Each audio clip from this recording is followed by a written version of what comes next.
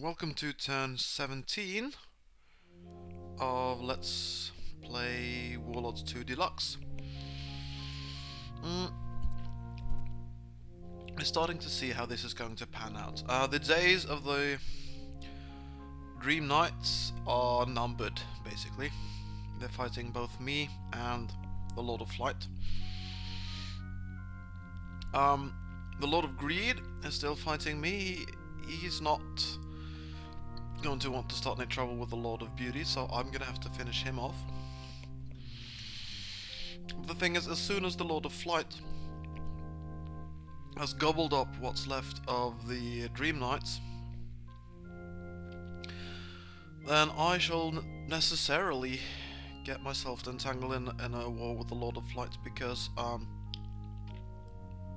seeing as I am completely wedged in between the Lord of Flight and the Lord of Beauty, there's no one else for him to attack once the White Knights are gone. So if we look at a couple of reports here, we could report the number of cities, for example. You can see the Lord of Beauty has a lot more cities than the Lord of Flight. Even the Lord of Fire has more cities than the Lord of Flight. But quite possibly the Lord of Beauty is not as imminent a threat to me.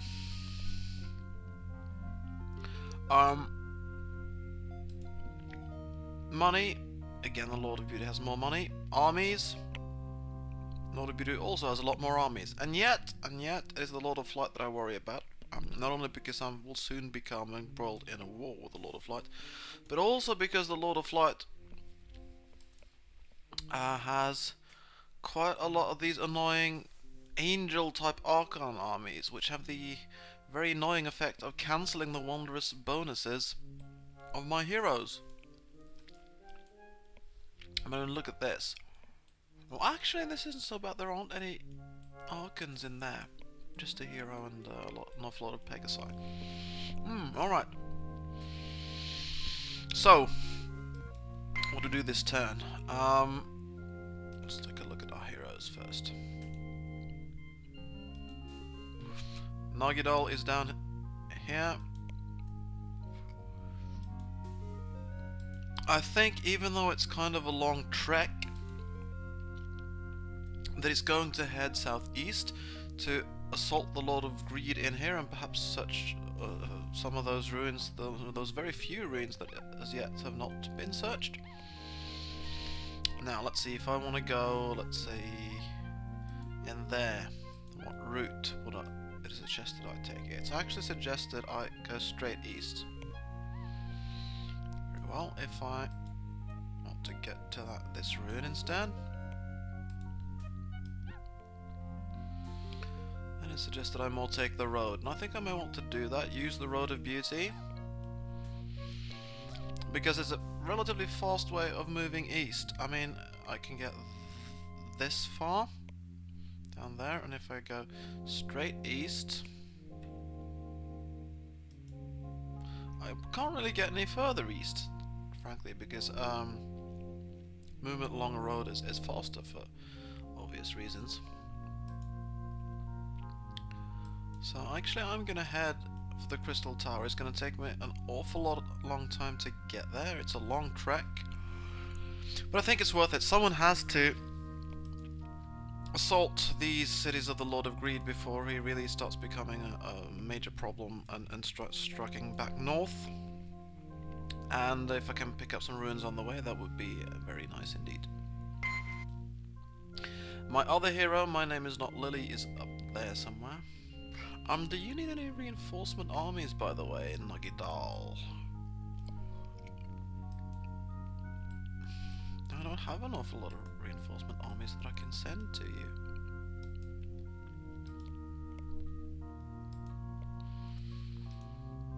Well, there are some cavalry units, at least, in here. Gonna lag behind quite badly though.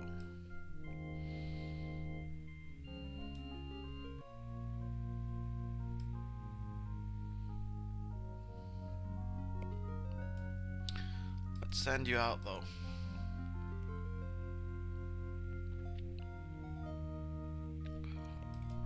something at least. There's another cavalry unit in there.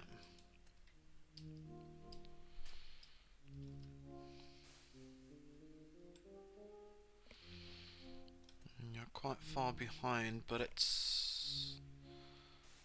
Oh, I don't want them to be at the port because I don't want to get on a boat right now.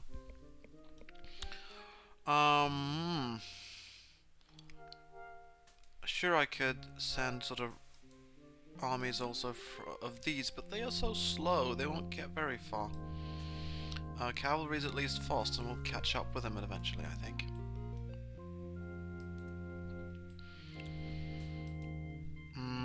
Oh yes, these pikemen should get back to defending our city.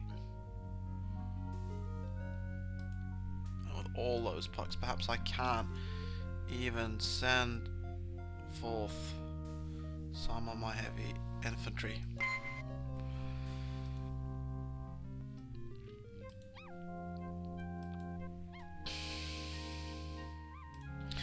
There is also a force, we mustn't forget, there is a force of a couple of dwarves coming in from there.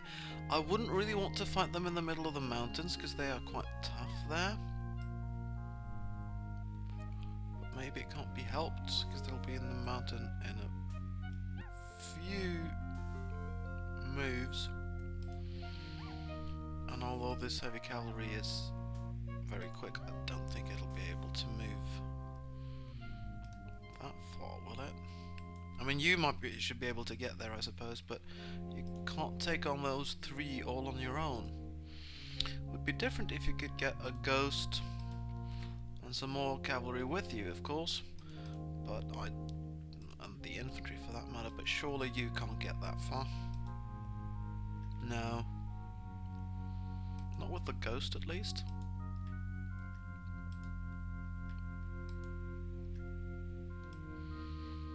No, not with the only thing I could get in there would be the cavalry. So 2 units of cavalry, strength 7, against 3 units of dwarves, strength 4.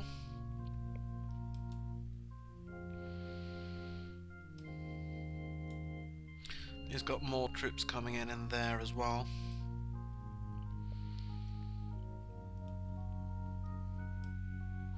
Nevertheless,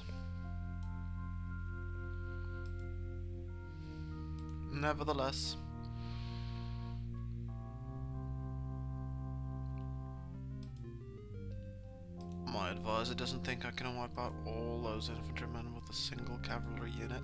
That would be foolish, he says. Well, if I send in another cavalry unit, how's about that?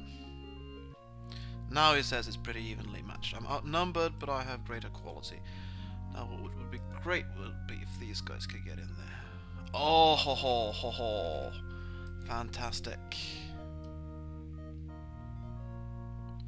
This is a different matter because these pikes are also very good in the open terrain.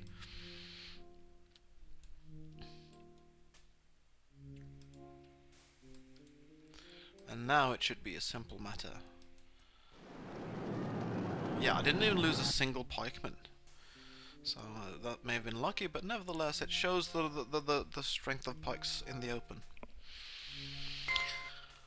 Terrain. Light infantryman. Let's undo move.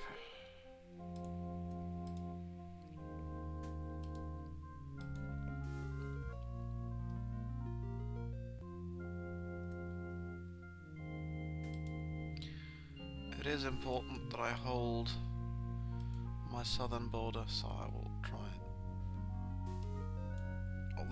he's got more troops moving in there though. I need something to help against that as well, especially now that all my troops have been sent northeast already. Oh, that was a mistake basically sending those down there, but I can send them back north again later, I guess. For now, I will assemble at least send some infantry this way.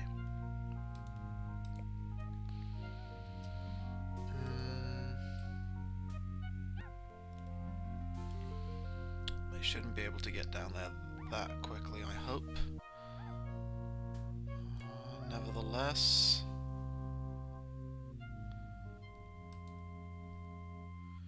I've got a wolf in here. You should be able to get it there at least. And then perhaps I can actually afford to send this army in there to defend my cavalry producing city of Oblivion. Defend. 4 pikes set to defend, that's a strong defense.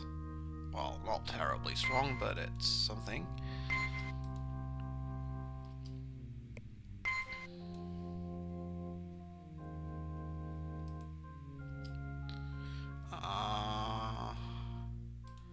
It's nice to defend with the worm, but the cavalry might be able to do something more fun eventually.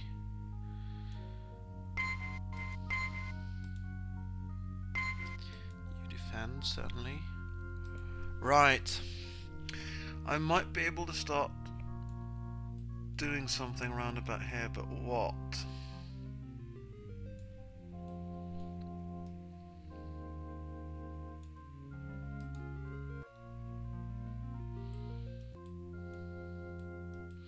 These guys are mostly blessed already, as are these, I believe. Yeah.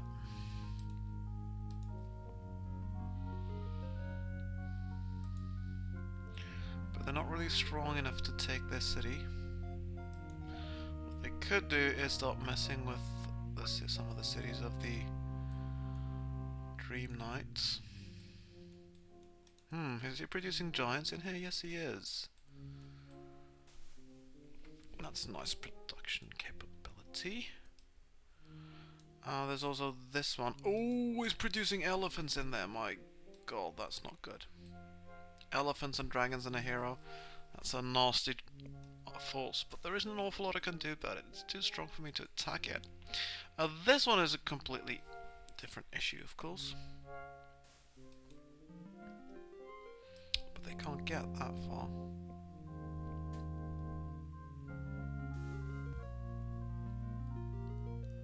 Can they get up there?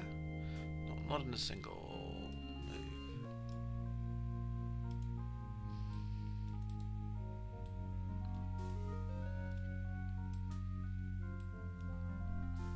I'll need my hero to deal with this, or perhaps let the Lord of Flight deal with it. It'd be fun to get you in there, though. Don't have any troops that let you move quickly through the bad terrain over here. And he's got quite a lot of troops in there.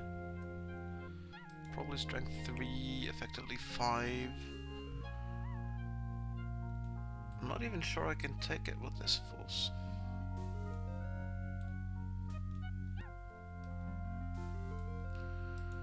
What I will do is I'll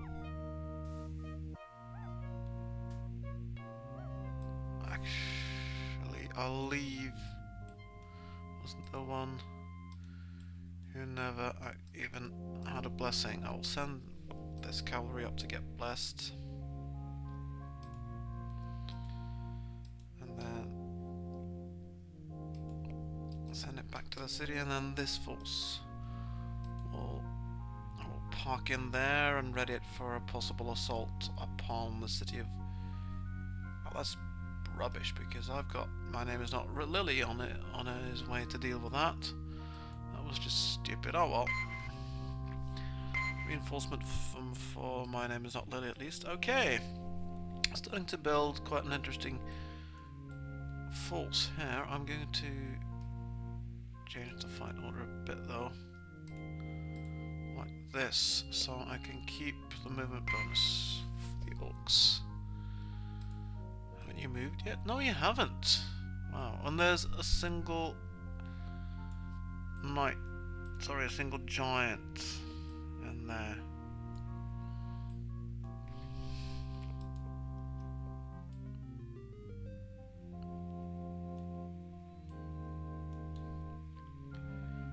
Do you think perhaps supported by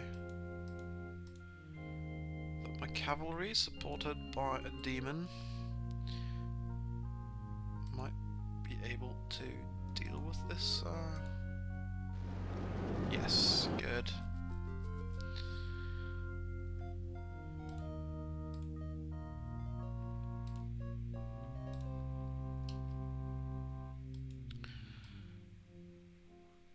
Or is my griffins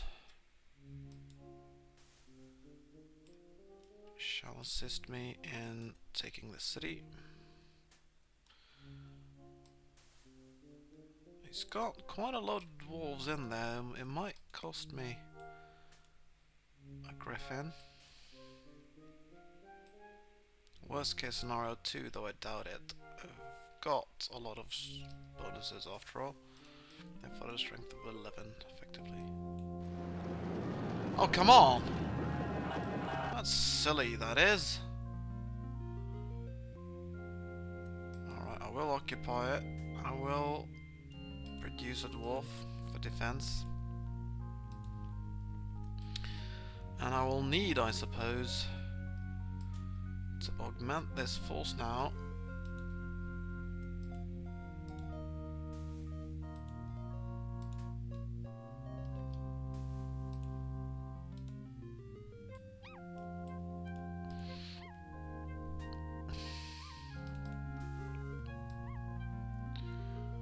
With some of these troops.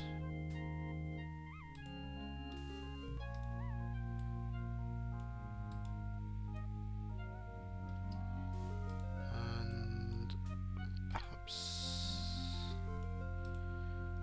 yet another cavalry unit? Well, there's no need, there's an awful lot of cavalry and stuff in there as well. It's better to get more important to get the griffins in there.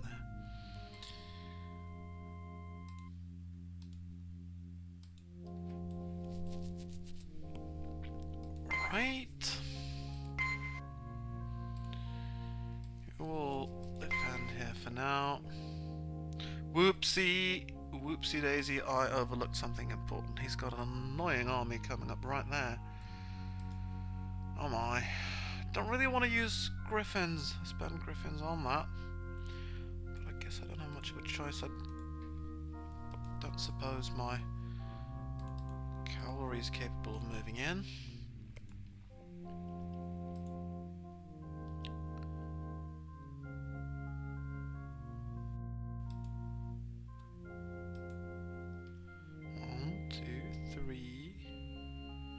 Might.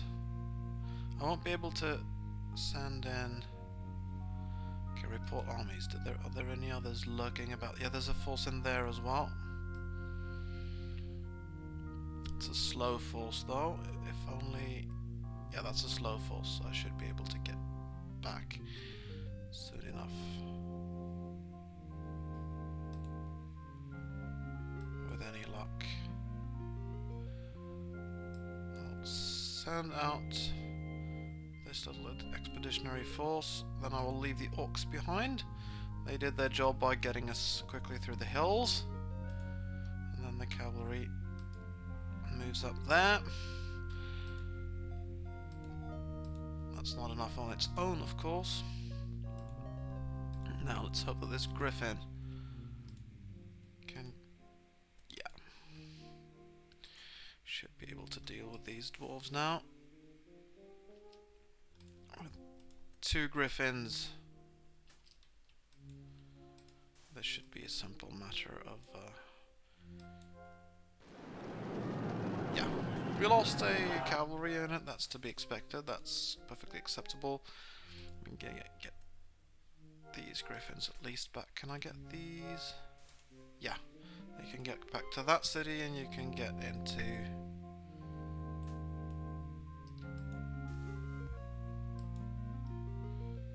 Right, greed is producing... you know what? Oh, never mind.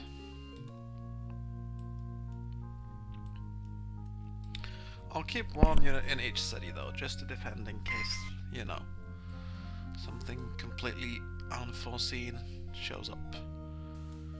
You wait. What about you? I don't really want to attack these guys in the open because they're not...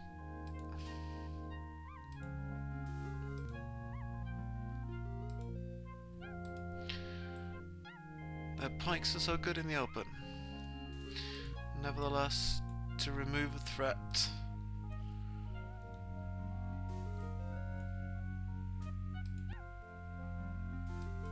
it may be a good idea. I'll leave my griffins behind for now at least. Can this... yeah, and I can augment my troop with more cavalry, which at least also has bonuses in the open. I don't suppose any of this cavalry is quick enough to get there, is it?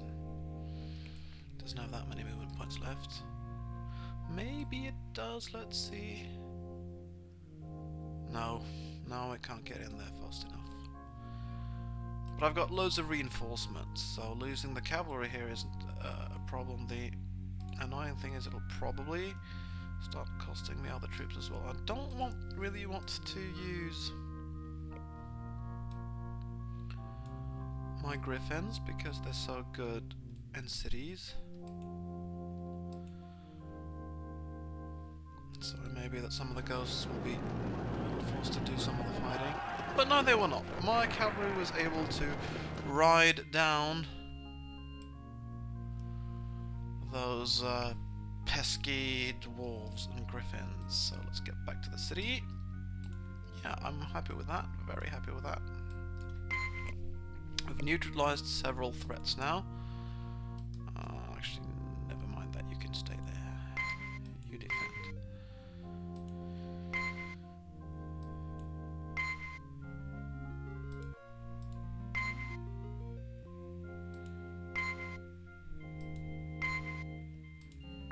Yes, and it's time to see what the computer would do on turn 17, or the other warlords do. The Lord of Beauty, which is getting to be quite vast, and it's fortunately getting slaughtered by that defensive force of the Lord of Sloth. That was just luck, though, for the Lord of Sloth. The days of the Lord of Sloth are obviously also numbered. They are way too small to hold against the Lord of Beauty. But aha! This was to be expected, I suppose. Ah! It is the next turn, and on turn 18, my name is not Lily, has earned the right to be known to all as a champion. And he is now level 3 and has increased both his strength and his movement. Excellent. More on this in the next episode.